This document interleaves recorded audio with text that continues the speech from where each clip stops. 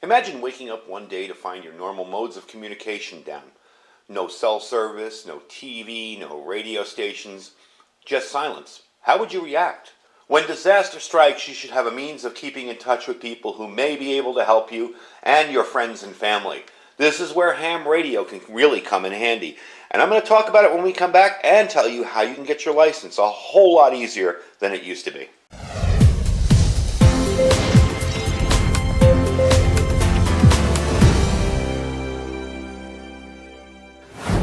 Alright everybody, welcome back. In the era that we live in now with smartphones, tablets, internet, ham radios still seem to be the best alternative communications device when everything is down. When lines are down, phone lines, whatever, you can get through on ham radio.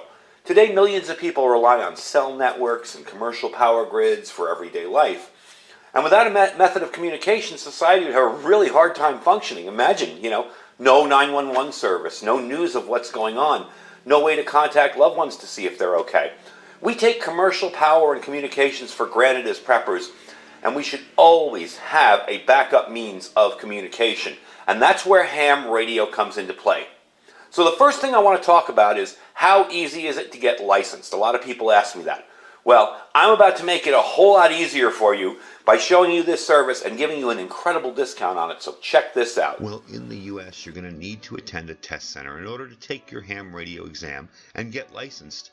The problem is there's no formal training until now. Now, if you're not somebody who usually picks up electrical devices and knows instinctively how to figure them out, it's probably a good idea to take some classes, and that's where hamradioprep.com comes in handy.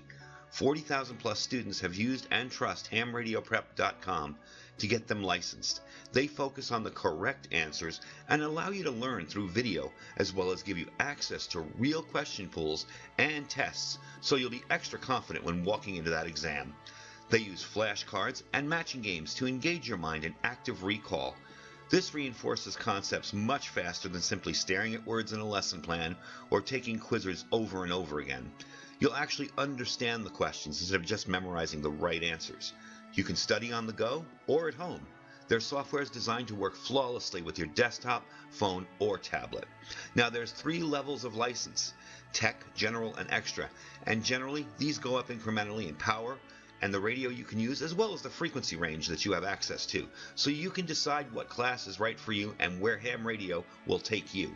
Now, right now I have a special offer for my subscribers. You can get 20% off with my coupon for any of the courses using my code Iridium20.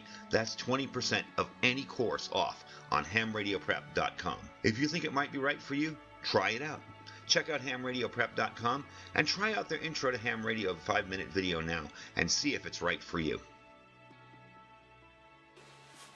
So that's a pretty good deal, huh? I'd say so. I remember when I was studying for my test back in 1999, all I did was I had to read online. I had to go buy books. Radio Shack, when it was in existence, used to sell a book called Now You're Talking. I read that thing cover to cover. I went and took tests online every day, and I did it for about a solid month straight to kind of get my mind in the mindset of that, and I passed the test. However, I didn't pass it the first time. I had to take it a second time. I missed it by 1 question the first time.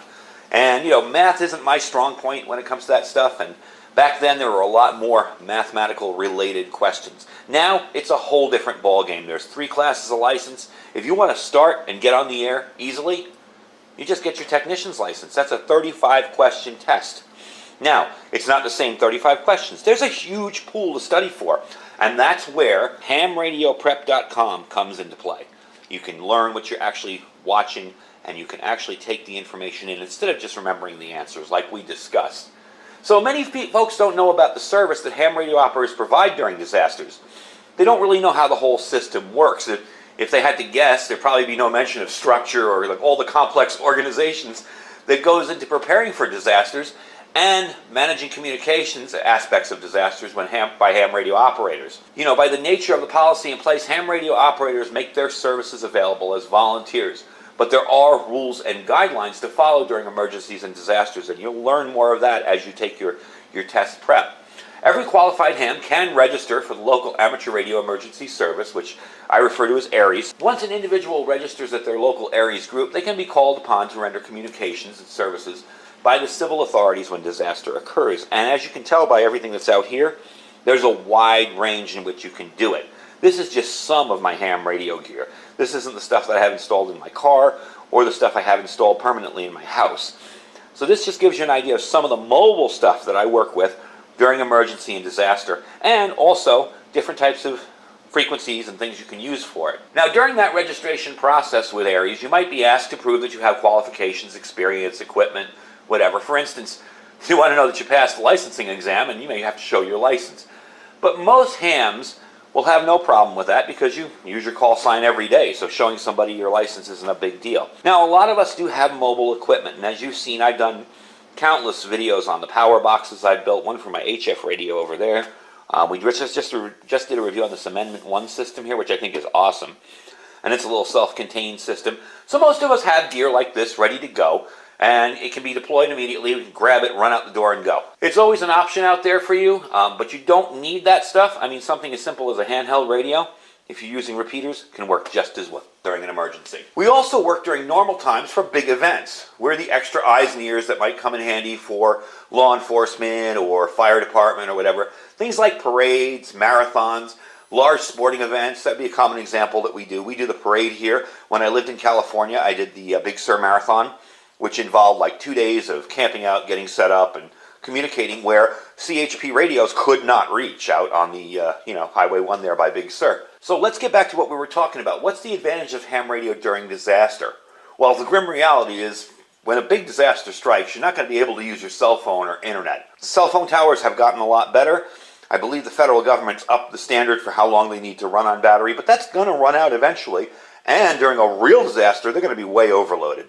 Also, too, side note, if you're trapped in a disaster and your cell phone is still working and the calls aren't going through, send a text. Text is a lot more fault tolerant and eventually will go through. So one of the things that I discovered, with communications when I first started getting into prepping was, all the prepper blogs, all the forums that I was reading. There was no YouTube back in '99. But one of the things I kept coming back to was ham radio. Now, I tried to skirt that. I was like, I don't want to study for a test.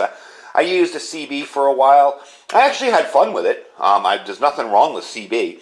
But I found I was always missing the fact that you have so much more freedom on ham radio. Ham radio doesn't rely on pre-established communication grids or any kind of infrastructure to communicate. You really only need 3 things for a ham radio to work: power, ham radio, and a decent antenna. So I'm going to show you quickly some of the stuff I have out here. Over here, we did the review on this one. This is just a dual band VHF, UHF, and with your technician license that you take using hamradioprep.com, you will definitely be able to get through that rather simply. It's not difficult. Same with these guys here, This one here is a digital radio, operates a little bit differently. If you're looking for a little more communications privacy, yes, other hams can hear you with a digital radio, but general public has a hard time monitoring it. Again, with ham radio, you're not allowed to use ciphers or codes or encryption, but it's a digital mode. It's not encrypted, so it's still usable.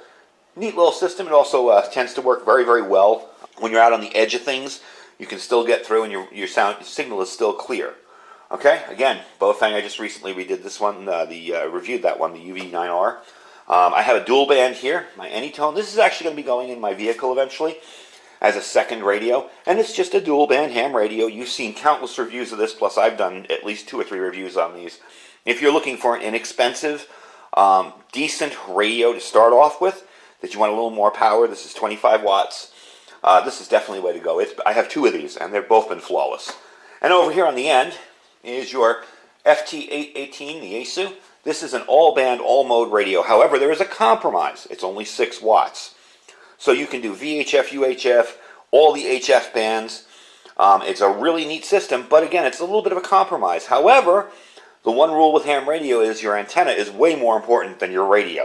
With a decent antenna, that thing can get out pretty darn well. So that's kind of your options, and there's tons more radios than these, folks. This is not the only ones out there. It's gotten a lot more affordable. You can definitely get into it a lot less expensive now. Also, ham radio, the spectrum is huge. There's millions and millions of frequencies to communicate on. It can be very, very portable, so you don't have to stay in one place to communicate. I know when we do the parade out here, maybe I'll bring out a radio and set it up with my solar backup, but I'll always have an HT with me, a handheld, So if I have to run over and say, give somebody aid, help somebody, check on a situation, I can do that with my handheld and still be heard.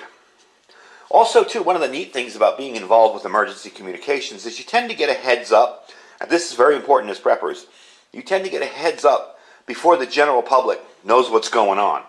So when things are looking bad, average Joe sitting at home may not know about it yet, but you do. Excellent example of that, one of my earliest videos, if you go back and look at my older videos, or you search on my videos page, you search for 911 down or whatever. We were deployed when 911 failed in our town. They literally put us on the side of the road with big signs that say report emergencies here, all the way up and down our main highway that runs through our town. So you do kind of get a heads up on things. That can give you the chance to say, hey, maybe I don't want to be around this area, or maybe I want to help out. I'm fine, maybe I want to help out. Another rule with ham radio is you always take care of yourself and your family first. I've not belonged to any emergency organization so far that has said, when we call you to deploy, you have to be there. If there's an earthquake and your house is collapsed and you're trying to gather your friends and family and belongings or whatever, you take care of your family first. Then, if you're able to help later, great. If not, hey, that's cool too. That's why we have so many volunteers. So it really is the best choice for preppers by far. Gives you great advantage in equipment, large range of devices to use, and many flexible ways to use them. I have used satellites flying over the earth to make contacts. It's just almost unlimited how you can use ham radio. You can also use it to listen and communicate with emergency services during times of disasters. Our last emergency services coordinator for our town before he retired was a ham as well. So during a disaster, I could get on the radio and say, hey, so-and-so, we have a problem here. And I have him right in contact, and he can literally turn around in the EOC, get on the sheriff's radio and say, hey, we need deputies here. So definitely a cool thing. You can use the HF bands over here like on this radio. You got a much longer range with that. So that's why I think it's really important for preppers to consider ham radio as part of their preps and get licensed. Now with hamradioprep.com, it's so much easier to do and very affordable as well. And I've got my 20% discount code as well. Now we're not talking hundreds of dollars here. These courses are in the $30 to $40 range. You can actually do the tech and the general in that range. What you're getting is a really, really good deal, plus you're getting 20% off with my code. So if you've been on the fence about ham radio, and you've been kind of thinking, well, I'm not really sure if I want to do this or not, now's the time to do it, all right? Because you got a course here that makes it so much easier. You'll actually understand the questions and the answers instead of just memorizing answers. And if you're thinking, well, I'll get a CB radio and I can talk to the world. Well, you only have so many channels and they're awfully crowded a lot of the times. Or one of those little blister pack FRS radios. The range, not anywhere near as good as it says. I know they say 8 to 20 miles, That's on flat terrain and a perfect condition when band conditions are absolutely perfect, Definitely ham radio is the way to go for serious prepper communications. Anyway, folks, I'll leave my links down below. You can check out hamradioprep.com right down there below. You can also check out my discount code for that. So when you go and sign up, you use that code, you'll get 20% off any of the classes. And don't forget to check out all our other links down below. My Amazon affiliate store, my freeze-dried wholesalers, if you're interested in getting started in some freeze-dried food. Don't forget my Patriot Supply, which is preparewithiridium.com, and my Thrive Life food as well. Anyway, folks, I thank you for taking the time. Thank you for watching the video. Stay safe and stay prepared.